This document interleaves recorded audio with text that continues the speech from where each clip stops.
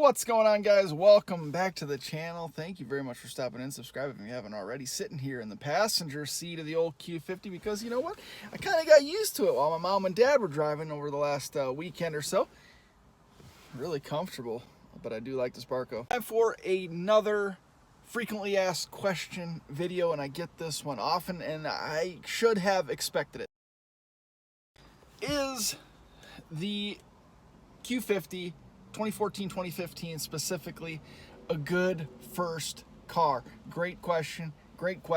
Let's dive into it. Now, I said this should be expected because the fact that the 2014-2015 Q50s are getting down into a price range, thanks to depreciation, of course. They're getting down to a price point where younger folks can afford them. Maybe not necessarily 15, 16, 17-year-olds, but 19, 20, 21-year-olds, maybe in college or freshly out of college that are looking for cars in the $12,000 to $15,000 range. You can certainly find Q50s at that price point. So certainly this question comes from the point of view of overall cost and a concern for maintenance and longevity, etc., etc. Now, we don't want to get too philosophical about this. You know, what is a car worth to you? Because that's kind of a loaded question, right? Of course, everything comes down to what is your financial situation and what can you afford. You don't want to put yourself, obviously, in a strained financial situation, but with that being said, you can find a 2014, 2015 Q50 in the $12,000 to $15,000 range, anywhere in the, maybe 50 to 65,000 mile range. Paying cash is one thing, but financing is a whole different animal.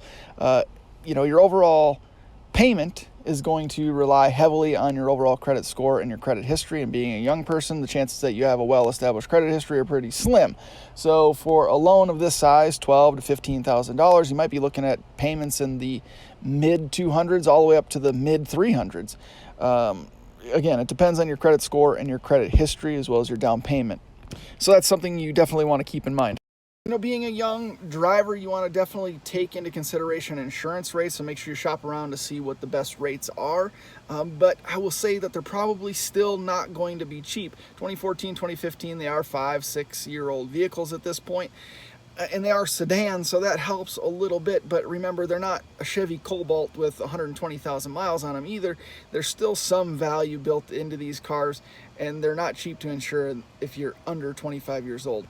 I apologize, but it doesn't really make much sense for me to give you going rates because it's been a while since I was 25 years old, and it's also going to depend on the part of the country that you live in and things of that nature. So again, make sure you shop around, get the best rate. It's not that it's not affordable, but you're going to have to consider your age range and where you live and the potential of spending a significant amount of money each month on your insurance policy. With the topics of loan payments and insurance rates out of the way, we can talk about one of the more significant elements of cost of ownership, and that is maintenance costs, durability, and longevity. And we've talked about this a number of times, but it holds true across the board. If a vehicle has been properly maintained and well looked after, generally they can go a long way. And we know all about the reliability, durability, and longevity of this VQ37 platform. It's tried and true, it's been tested, and again, if you take care of it, it will take care of you. It's a question I get asked all the time by people. Would you buy a Q50 with 75, 80, 90,000 miles? And I say the same thing every time. If you do your due diligence and you get a pre-purchase inspection and you look for some of the warning signs and evidence of abuse, modifications, things of that nature, you can pretty well determine whether a car is worth it or not. Again, it all depends on price, but for the right price, if everything looks good and it passes the inspection, I wouldn't hesitate to purchase a vehicle with 75,000+ miles on it in the Q50 form. But let's get back to the topic at hand here, which is cost of ownership. There's always a great opportunity to save money if you're able to do some of this work yourself, but with that being said, you can expect to spend money on oil changes with full synthetic oil every 7,000 miles or so. Supposedly, the transmissions on these are maintenance-free, but I would suggest at least a drain and fill once you get into the higher mile range, 75,000 plus, especially if you drive quite spiritedly. Rear gear fluid is easy to change and relatively inexpensive. Same with brakes and rotors, as well as brake fluid. Quite simple, relatively inexpensive, with lots of options on the market. Changing spark plugs is a little bit of a job, removing throttle bodies, but they're relatively inexpensive as well. And of course, the air filters are, $50 to $100. In terms of overall maintenance cost, assuming the car is in stock form, it's not too bad. Fortunately, the cost of fuel has been pretty low lately, but you have to run premium in these vehicles. So for a young person commuting to and from a new job or going back and forth from college to home, it could get expensive. It's just something to keep in mind. These are big 3.7 liter V6s, so they don't get that great of gas mileage. In tuned form with mixed driving, city and highway, I can average between high 19s, low 21s, something like that, 19, 20, 21 miles per gallon. If I am on the highway, I can get upper 20s quite easily. I've even hit 30 miles per gallon on long road trips on the highway. But if you spend a lot of time commuting stop and go traffic, you can expect high teens. So just like I said, keep that in mind. So let's just try to do a cost estimate here, a really rough estimate, and we'll err on the more expensive side, just kind of worst case scenario. So if this is somebody's first car, we can assume they're 20 years or younger. With that being said, I'd anticipate insurance, probably full coverage insurance, assuming financing in the, we'll say $200 a month range. Again, financing in the $12,000 range, I'd estimate the payment to be around $250. So we'll say we're at $450 a month already with, finance and insurance. We can assume between $20 and $25 a week. So we're looking at $100 a month in fuel. Now we're up to $550 a month. Let's say $60 a quarter for fluid changes. $60 a quarter, that's about $240 a year. Let's round up to make it safe. We'll just say $300 a year for fluid changes. We'll tack on $200 extra a year just for miscellaneous maintenance items, whether it's brake pads or whatever. And now, so we're at $500 a year.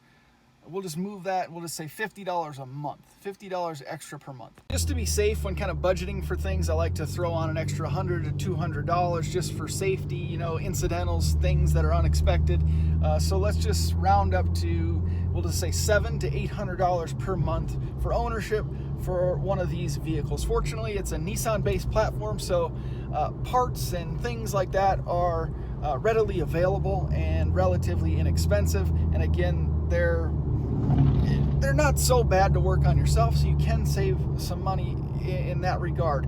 But I would say between $700 to $800 a month for ownership costs is pretty good. I want to get into modifying these cars, aftermarket parts, wheels, tires, etc., more aggressive brake pads or rotors. Obviously, the cost is going to go up significantly. So those are just a couple of things to keep in mind. But I think $700 to $800 a month is a pretty safe estimate. So the final questions are, right, is this a good first vehicle? Now, there's a couple different scenarios to answer this and a couple different contexts from which to answer this question. Is it your first car that you, as a working young adult, purchase for yourself? Or is this a good first car for a parent that's buying their 16-year-old child? Now, from a parent's perspective, as a person with a 15-year-old daughter who's about to get her driver's permit, would I buy this as her first car? Hell no! First of all, I'm not going to put a 15, 16-year-old kid who's never been behind the wheel of a car in a vehicle this nice that's worth $12,000 to $15,000. You got to be insane. Sure, they're pretty safe and pretty dependable vehicles, but you got to assume that a 16-year-old kid is going to have a fender bender. The car is going to get beat up. Either it's not going to get taken care of, or it's going to back into a pole or run over a curb from time to time. And it's just not something I'm willing to spend this kind of money on to just see get beat up. With that in mind, I'm sure as hell not going to pay the insurance premiums to put a 16-year-old kid in a 4 or 5-year-old vehicle. That's just dumb too. Now, as a young adult with sufficient financial means, is this a good vehicle to buy for your first vehicle that you buy for yourself? Yeah, I would say so. Thanks to depreciation, you can find them in a pretty decent price range, either for cash payment or low payment finance. They're relatively inexpensive to maintain. They don't require a whole lot as long as you keep up with them and you take care of them. There's nice, sufficient aftermarket support. So if you want to learn about vehicles and start working on this vehicle yourself, modifying and upgrading and taking care of it, it's a good platform to learn on. They're nice looking with classic body lines, so you look professional pulling into a place of work, yet they're sporty enough to where you can still have a little fun with them on the weekends. You're getting to be a few years old now, so insurance isn't going to be all that outrageous, especially if you're able to get more of a liability only coverage, but even still with full coverage it's not all that bad. But again, that depends on your driving record and your history and your area, so just do some research first. And like I said, they certainly don't get the best gas mileage, but if you don't drive like a crazy person and you do a lot of highway commuting, it's not going to be terrible. It's not going to break the bank necessarily, but don't forget you got to use premium. Considering buying a Q50, a 3.7 liter VQ37 Q50 for yourself as your first vehicle, I hope this video was helpful. And if you're a parent doing a little bit of research, considering buying one of these for your 15 or 16-year-old, 17, whatever child, I hope it was helpful for you as well. Thank you guys for watching very much. If you have questions or comments, leave them please down in the comment section below. Don't forget to thumbs up and subscribe if you haven't already. Appreciate the support, appreciate the continued viewership. A lot of good stuff coming up for the Q50 and the BMW 335i. So I look forward to seeing you in the next video.